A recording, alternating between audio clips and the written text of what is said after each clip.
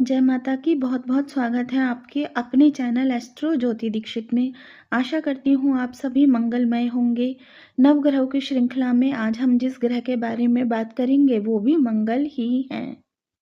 नवग्रहों में मंगल को सेनापति की संज्ञा दी गई है। ये दक्षिण दिशा के स्वामी हैं और रक्त वर्ण इनका कलर है, यानी कि इनका जो कलर है वो ब्लड जैसा है। इनका एलिमेंट फायर एलिमेंट है। ये एक मेल एनर्जी को रिप्रेजेंट करने वाले ग्रह हैं। मंगल से हम पराक्रम, रोग, गुण, भाई, भूमि यानी जमीन जायदाद, शत्रु, हमारे शत्रु कैसे रहेंगे, जाति और बहन भाई का विचार करते हैं। मंगल से हम साहस का भी विचार करते हैं, विल पावर का भी विचार करते हैं, क्रोध का भी विचार करते हैं। जितने भी उत्तेजनाएं होती हैं, उमंग होती हैं, तृष्णा होती है, इन सभी का विचार मंगल से किया जाता है।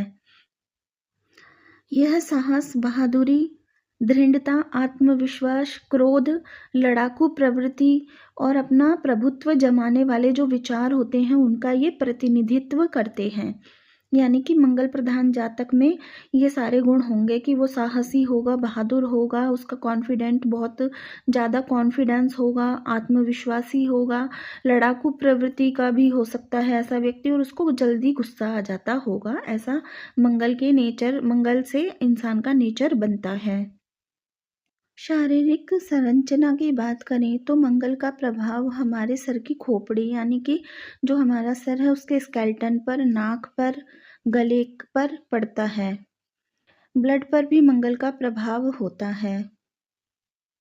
एक इंसान के अंदर जितनी भी उत्तेजनाएं, संवेदनाएं होती हैं, उनका यह प्रधान ग्रह है। हमें जो भी आनंद की चीज़ें चाहिए होती हैं और हम उनके लिए जो भी एफर्ट करते हैं उसका कारण भी मंगल है। जो हमने पहले लाइफ में कभी कुछ अच्छा अचीव किया होता है उसको उसको दोबारा अचीव करने की प्रेरणा हमें मंगल देता है, उन एक्सपीरियंस को याद दिलाने के लिए। उसके लिए जो एफर्ट हम करते हैं उसकी जो एनर्जी देता है, उसकी जो प्रेरणा देता है वो मंगल देता है। बेसिकली कहें तो मंगल एक इच्छाओं का प्रतीक है। इच्छा को पूरा करने वाला, मतलब इच्छाओं के लिए जागृत करने वाला ग्रह है।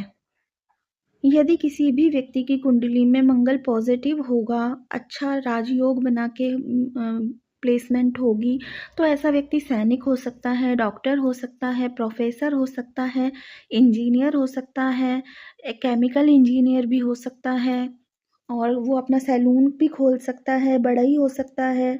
जितने भी फायर से होने वाले काम हैं, आग से होने वाले काम हैं, जैसे कि बर्तन बनाना, मशीनों का कार्य, ऐसे व्यक्ति इन कार्यों में सफलता प्राप्त कर सकते हैं। जो भी भट्टी के काम है, ईंटें बनाना, मकान बनाना, जिसमें मतलब कि भट्टी का यूज़ होता है या भट्टी से बनी हुई चीज़ों का यूज़ होता है, इन कामों को भी मंगल प्रधान व्यक्ति करेगा तो उसे सफलता मिलेगी। खेल और खेल की जो वस्तुएं होती हैं उनका भी जो प्रेजेंटेशन है वो उनके ऊपर भी प्रभाव मंगल का ही पड़ता है। ऐसा व्यक्ति खेल में भी बहुत अच्छा अचीव कर सकता है और ऐसा व्यक्ति खेल से रिलेटेड वस्तुओं का भी आयात निर्यात कर सकता है, उसका बिजनेस कर सकता है।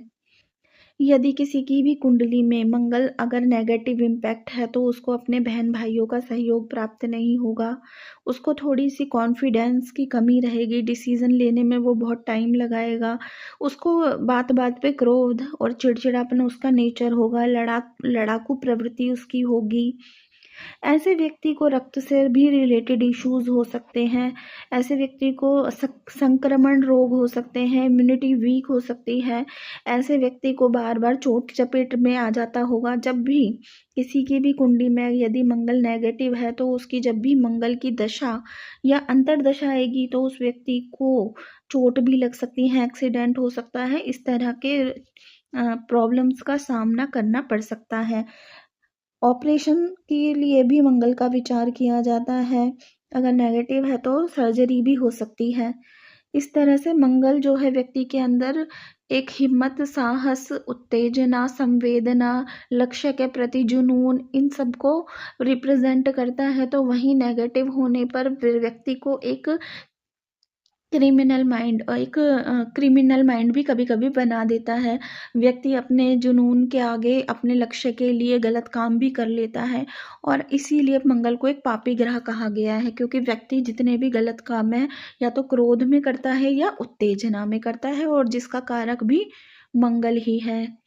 मंगल लाइफ में पॉजिटिव होना ज़रूरी है, बैलेंस होना ज़रूरी है। आप कभी भी फ़ील करेंगे कि किसी से भी कोई गलती होती है तो क्रोध में ही होती है, इंटेंशनली लोग बुरा नहीं चाहते पर गलती से गलत काम कर बैठते हैं। तो इन सब के लिए मंगल को बैलेंस करना बहुत ज़रूरी है।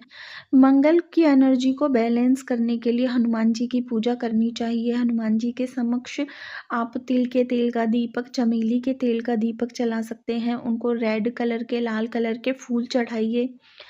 ज़्यादा मंगल से प्रॉब्लम है तो 5 मंगलवार कम से कम आप हनुमान जी के मंदिर में जाके चोला चढ़ाइए। ऐसे व्यक्ति को एक्सरसाइज़ करना चाहिए, अपनी एनर्जी को बैलेंस करना चाहिए ताकि वो कहीं पे भी रिएक्ट ना कर पाए, उसकी एनर्जी कहीं गलत जगह ना निकले।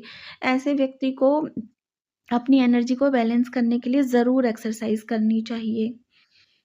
यदि मंगल इनबैलेंस है और बहन का या भाई का सहयोग नहीं मिल रहा है, तो उसके लिए भी मंगल की रेमेडीज़ आप कर सकते हैं। कुंडली चेक कराकर जान सकते हैं कि आपको मंगल का रत्न पहनना है, उनके मंत्रों का जाप करना है या दान करना है। लेकिन इस तरह की जो प्रॉब्लम है उसमें आप सबसे बेस्ट है हनुमान जी की पूजा कीजिए, इससे कोई भी नेगेटिव इम्पैक्ट नहीं पड़ेगा। नवग्रह की श्रृंखला में हमने सभी ग्रहों पर एक-एक वीडियो बनाई है और आपको ये हमारे चैनल पे प्लेलिस्ट में मिल जाएँगी। आप जब भी चाहें सुन सकते हैं और उनके रिगार्डिंग रेमेडीज़ या उपाय भी कर सकते हैं। डिटेल एनालिसिस के लिए, कुंडली विश्लेषण के लिए, कुंडली के द्वारा अपने जीवन की कोई भी प्रॉब्लम है उसका सॉल्यूशन जानने के लिए आप हमसे संपर्क कर सकते हैं। आपका बहुत-बहुत धन्यवाद। जय माता की।